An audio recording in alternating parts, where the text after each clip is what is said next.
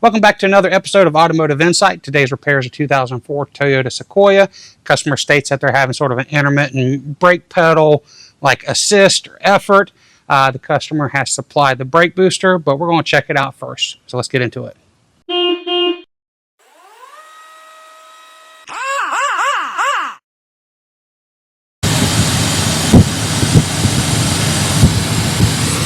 All right, so first thing I noticed is with it running, I hear a hissing sound. We pinched off the brake booster vacuum line, and the hissing goes away. So we suspect that maybe the booster is bad. So let's get into that. So another thing we noticed is this booster has been replaced once before. It's got some writing on it, and also these connectors are notorious for breaking, and they've got some sealant gasket maker, which is a common just to get by kind of tactic to keep the connector on there. I have no problem with that. It works in a pinch. But we're going to disconnect the master cylinder. We're only going to disconnect the two sensors on the bottom and the level sensor. We'll leave these for last, and then the master cylinder is held on by two 13mm nuts.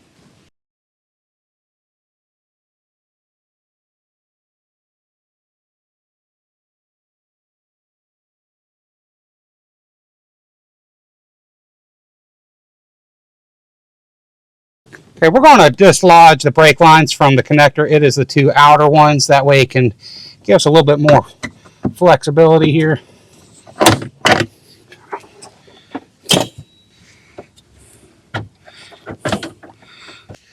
All right, so we got the master cylinder off, and what we discovered is the missing O-ring right here.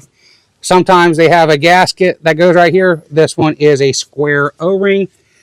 So we suspect that this is what the issue is. There is supposed to be an O-ring here. There is vacuum on the front side of the booster. So we are going to replace this O-ring, and we'll put it back together before taking the booster off, and then we'll run it again and see if we still have the vacuum leak. All right, we got our new O-ring. There's no aftermarket options. It cost about $4 and some change from the dealership. Or if you want to order a new master cylinder, they usually come with that and rob it off of that, then return the parts. Don't do that.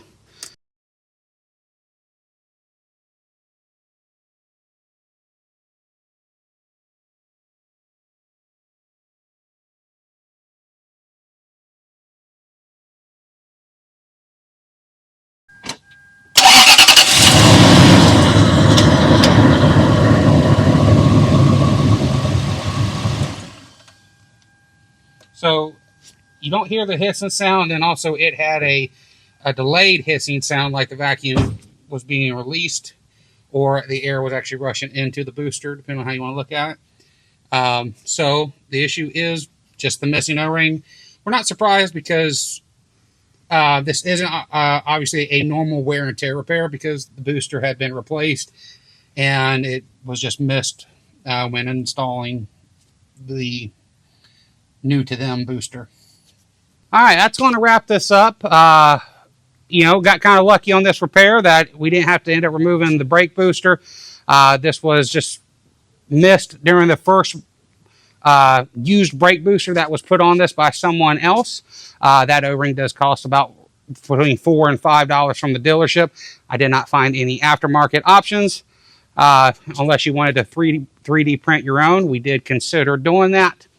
But anyway, that wraps us up. We spent maybe a half hour into this, removing the master cylinder. We didn't break the lines loose or anything. We just out of the way, and there's the O-ring's missing, cleaned it up, reinstalled it. So, but anyway, that wraps us up. May not have all your answers. Hopefully I had some. That being said, see you on the next one. I'll pick you up at 8. You probably won't be awake. Call yourself an Uber, babe. I'm gonna wait. I'm gonna wait.